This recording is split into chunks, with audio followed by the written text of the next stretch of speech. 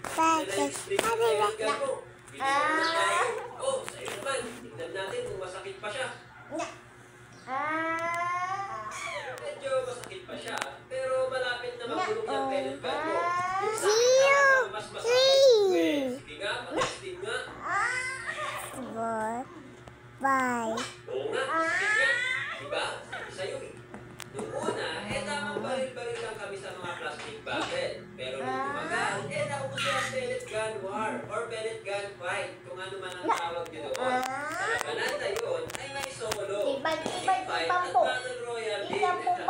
Kala mo talaga parang NBI or Special Forces lang, yung lapil mo yung laro. Noong time na magkaibigan na kami magkagumo sa pellet gun fight. Halos lahat ng bata noon ay may pellet gun na. Kaya may mga time na kapag naglalaro kami ng pellet gun, may mga nag-a-ambush or nag-ahamon ng barilan. Ouch! Ben, may bumabaril sa atin. Saan? Yung banda.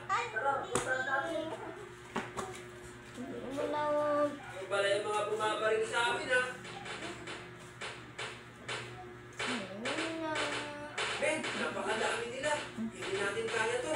Tara, matras muna tayo. Ang pellet gun ni Vinya ay shotgun. Ako naman ay pistol lang. Dahil dalawa lang kami, kaya lugi kami pagdating sa team fight. Kailangan natin punta